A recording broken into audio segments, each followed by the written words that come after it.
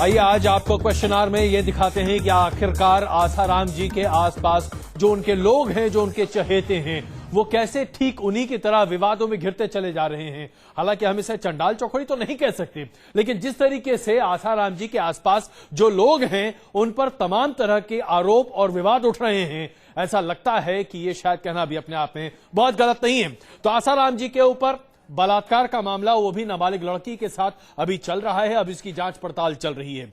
उनके बेटे नारायण साईं, इनके बारे में भी जितना कहा जाए कम है। बताया जाता है कि इन्होंने अपने बारे में एक सीडी जारी की थी जिसमें ये कृष्ण की भूमिका में थे और कई महिलाएं इनके साथ में थी जो तथाकथित तौर पर राधा या फिर गोपियों की संज्ञा उन्हें दी गई थी। अब इनके ऊपर भी छेड़छाड़ का मामला है। हालांकि यह मामला पुराना है लेकिन दर्ज अभी किया गया है। शिल्पी, जिसे अब हर कोई पहचानता हुआ दिख रहा है, ऐसा माना जाता है कि शिल्पी वो शख्स है जो आसाराम जी के लिए वो तमाम लोगों को पहुंचने में मददगार साबित होती थी जो दरअसल महिलाएं या लड़कियां हुआ करती थी जिनके साथ आसाराम जी के ऊपर शोषण का आरोप है। तो शिल्पी दरअसल उनकी राजदार ही नहीं बल्कि वो एक ऐसी शख्स है जो इनके बारे में बहुत कुछ जानती है, लेकिन अभी पुलिस की पकड़ से बाहर है। शिवा पुलिस की पकड़ में जरूर है लेकिन हर तरीके से अपने स्वामी के बचाव में लगा हुआ है। तमाम दावे पुलिस शिवा के बयान के आधार पर करती चली आ रही है, लेकिन शिवा का दावा है कि उसने आसाराम जी के विरोध या आसाराम जी के खिलाफ में कोई भी बात नहीं कही है।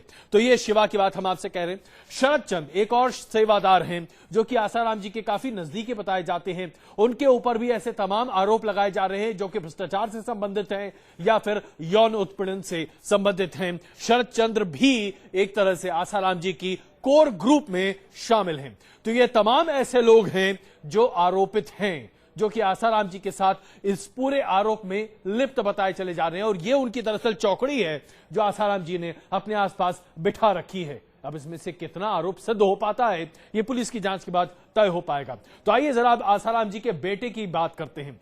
आसाराम जी के बेटे नारायण साईं के ऊपर एक आरोप लगा है कि उन्होंने किसी महिला के साथ एक तरह से छेड़छाड़ और यौन उत्पीड़न का यह पूरा का पूरा मामला है। इंदौर में यह आरोप लगाया गया है और नारायण साईं के ऊपर यह मामला दर्ज भी कर दिया गया है अश्लील हरकतें करने की कोशिश करने का। यह मामला अब आगे बढ़ता हुआ दिख रहा है और इसकी शिकायत दर्ज की जा चुकी है। जाहिर सी बात है, बाप तो बाप, बेटा उससे भी 2 कदम आगे। देखिए रिपोर्ट।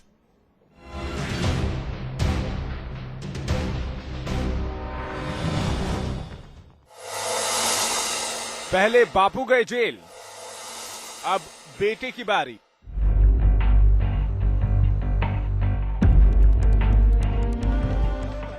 आसाराम पर नाबालिग लड़की के साथ रेप के संगीन आरोप लगे तो 12 दिन तक उन्होंने पुलिस के साथ खूब लुका छिपी का खेल खेला। इसके बाद पुलिस ने उनको इंदौर से गिरफ्तार कर सलाखों के पीछे भेज दिया। लेकिन अब उनके बेटे नारायण साईं भी अपने पिता के नक्शे कदम पर चल रहे हैं। नारायण साईं पर एक महिला ने अश्लील हरकतों का आरोप लगाया है। जो है जिन्होंने इनके द्वारा विवाह करना बताया गया वो सब इन्होंने आरोपी के रूप में अरेस्ट किए हैं। कौन कौन है आरोपियों में? उसमें इनका हस्बैंड है इनके हस्बैंड है ईश्वर वाधवानी, नारायण साईं एंड जो उनके रिलेटिव थे ईश्वर वाधवानी के 4-5 जो कि मैरिज सोलेमनाइज हुई उस समय थे, उन लोगों के खिलाफ इन्होंने परिवाद प्रस्तुत किया है।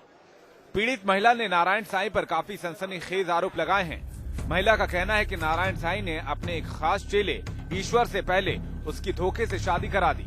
बाद में जब महिला इस धोखाधड़ी की शिकायत नारायण साईं से करने गई तो नारायण साईं ने उसके साथ अश्लील हरकतें की, साथ ही उसे गर्भ न गिराने पर जान से मारने की धमकी भी दी। लड़की की शादी का मामला 10 दिसंबर 2004 का है। परिवार का आरोप है कि नारायण साईं ने ईश्वर और उनकी लड़की को आश्रम में बुलाया था और फिर दोनों की शादी करा दी थी।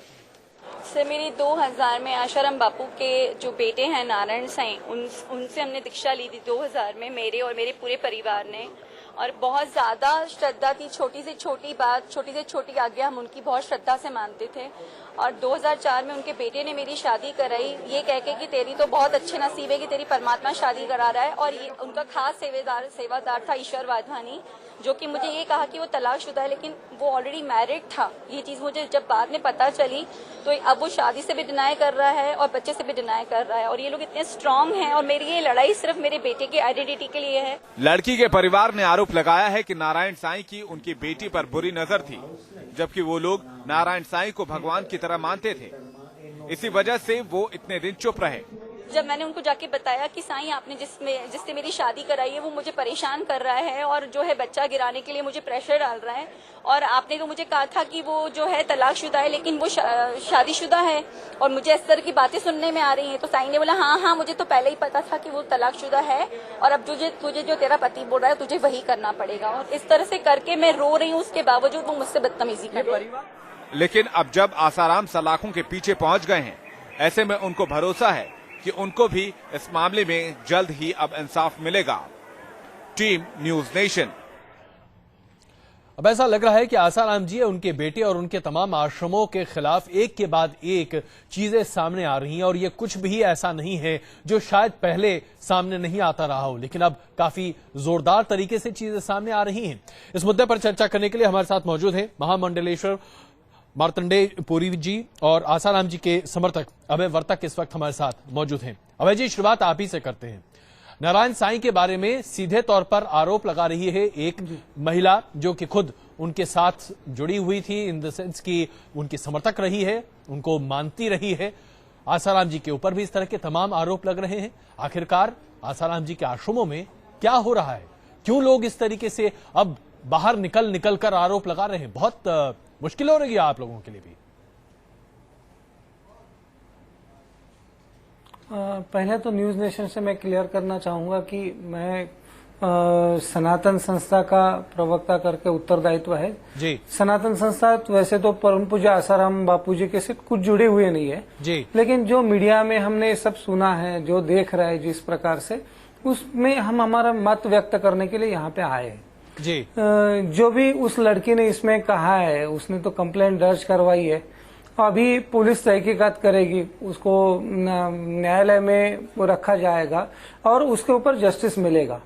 हमारा कहना इतना ही है कि अगर मेरे पिताजी भी स्वयं या कोई भी मेरे परिवार के भी दोषी रहे या मैं स्वयं दोषी रहूं तो को फांसी पे ऊपर चढ़ना होगा, इसमें कोई दो राय नहीं है जी। लेकिन दूसरी बात महत्वपूर्ण है कि अगर एफआईआर दर्ज होने के बाद तुरंत अगर मीडिया ट्रायल होता है और उस व्यक्ति को दोषी पकड़ दोषी को फांसी पे ऊपर चढ़ना होगा, इसमें कोई दो राय नहीं है जी। लेकिन दूसरी बात महत्वपूर्ण है कि अगर एफआईआर दर्ज होने के बाद तुरंत अगर मीडिया ट्रायल होता है और उस व्यक्ति को दोषी पकड़ के बारंबार दिखाया जाता है और मीडिया में इस प्रकार से उस व्यक्ति की छवि का निर्माण किया जाता है कि वो व्यक्ति मतलब दुष्प्रवृत्ति का है, तो मुझे लगता है कहीं तो मानवाधिकारों का उल्लंघन है। इसमें मेरे सामने एक बहुत बड़ा अच्छा उदाहरण है कि जो स्टार विजय चैनल ने पिछले साल में माफ कीजिएगा मैं आपको बीच में रोकूंगा, के बारे में एक वीडियो दिखाया था। मैं आपको बीच में रोकूंगा। सबसे पहले तो बात यह है कि मीडिया ट्रायल की बात जो हो रही है, कम से कम न्यूज नेशन पर हमने अभी तक आसाराम जी के चरित्र पर कोई सवाल इसलिए नहीं उठाया कि जब तक कोई चीज सत्यापित नहीं हो जाए उसके बारे में क्या कहा जा सकता है। जांच चल रही है, ये बात है। अभी तक हमने ये बात जरूर उठाई थी कि आसाराम जी को क्यों विशेष रूप से ट्रीट किया जा रहा है और उनके ऊपर तुरंत कार्रवाई क्यों नहीं हो रही है, ठीक वैसे जैसे बाकी लोगों पर क्यों नहीं हो रही है। तो मीडिया ट्रायल की जहां तक बात है, कम से कम हमारे चैनल पर ऐसा होता हुआ कभी भी आपने आज तक न देखा होगा न भविष्य में आप देखेंगे। लेकिन जहां तक बात है कि आसाराम जी के आचरण पर सवाल उठ रहा है, न्यूज नेशन में देखना है जी। तो मैंने देखा है सचमुच में अभी भी आपने आसाराम जी करके कहा है, लेकिन जो मैं बाकी आम तौर पे जो देख रहा हूं तो मुझे भी आश्चर्य लगा कि आपने आसाराम जी कहा है। मतलब जब तक उसके न्यायदान नहीं होता है कोई, हम भी उसी प्रकार से करता है कि उसका तब तक उधर आदर तक उल्लेख करना। इसके लिए मैं न्यूज नेशन का भी जरूर अभिनंदन करता हूं क्योंकि बहुत ही संयम आपने बरतने का प्रयास किया है। लेकिन इसमें जो मुझे सभी व्यक्तियों के सामने जी लेकिन रखनी है अभय जी, जो बुनियादी सवाल है कि आसाराम जी के ऊपर लगे आरोप कहीं ना कहीं पूरे संत समाज तथा यूं कहें कि कथावाचकों और सब लोगों को अगर एक साथ लेकर चलें तो उनको सवालों के घेरे में खड़ा कर रहा है। और ये वाकई में चिंता का विषय है और आज शायद यही हर किसी के लिए एक चिंता का विषय भी बना हुआ है। महामंडलेश्वर जी, हम आपसे भी इस बारे में जानना चाहेंगे। जरा ये हमें समझाइए कि क्या पूरे के पूरे संत समाज को आज आगे आके ये नहीं कहना चाहिए था कि आसाराम जी, आप जो कुछ भी कर रहे हैं वो न्यायप्रद नहीं है, आपको आगे आकर चीजों को सामने रखना चाहिए, बचने बचाने का जो कार्यक्रम है उसको अलग रखिए, दबी छुपी जबान में जो चीजें पहले कही जाती थी आज मुखर तरीके से सामने है, और क्या ये चिंता का विषय नहीं है पूरे के पूरे संत समाज के लिए? देखिए, ये पूरा प्रसंग दुर्भाग्यपूर्ण है और दुखद है, केवल आसाराम जी के लिए या उनके परिवार के, उनके समर्थकों के लिए नहीं। यह मूल रूप से भारतीय जनमानस की आस्था का प्रश्न है, संत समाज का प्रश्न है। पहले दिन से मेरा व्यक्तिगत निवेदन यही था कि आसाराम जी को बहुत आगे बढ़कर अपनी सफाई देनी चाहिए थी। संत समाज से भी मेरा यही निवेदन है कि केवल हम इसमें न पड़े रहें कि वो आसाराम जी ने किसी अखाड़े से मान्यता ली या कहीं मान्यता ली। आसाराम जी के पीछे फॉलोअर्स हैं, एक मान्य धर्मगुरु हैं वो। तो इन विवादों से ऊपर उठकर इस आसाराम जी के मामले को हम समझते हैं जी। धर्म के ऊपर जो ग्रहण लग रहा है उससे मुक्ति के लिए सबको आगे आना चाहिए।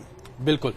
तो अभय जी, अब यहीं पे मसला फंस जाता है। कई बार हमने आपकी बातों को भी सुना है, बचाव के लिए लोग हमेशा आगे आते हैं। क्या आपको नहीं लगता, अब जैसे नारायण साईं जो कि आसाराम जी के बेटे हैं, उनके ऊपर भी आरोप लग रहा है, महिला की बात हमने अभी आपके सामने दिखाई भी, वो उन्होंने केस दर्ज भी कर दिया है, इस तरह के मामले पहले भी आते रहे, तो निष्पक्ष जांच कराना खुद क्या उनका नैतिक दायित्व तो नहीं बनता? बिल्कुल नहीं बनता है। हर एक व्यक्ति को पुलिस की जो भी तहकीकात है उसका सहयोग करना बहुत ही आवश्यक है जी। लेकिन इसको पूरी तरह से समझना चाहिए। जैसे मैं परम पूज्य आसाराम बापू जी का पक्ष ले रहा हूँ, इस प्रकार से मत समझिए जी। परम पूज्य आसाराम बापू जी को समन्स दिया गया और समन्स देने के बाद तो 24 घंटे में वो शामिल नहीं हुआ तो पूरा मीडिया ने हमला उठाया। तो हमने समझ लिया कि बापूजी को उधर हाजिर होना ही चाहिए था, उसमें कोई दो राय नहीं है।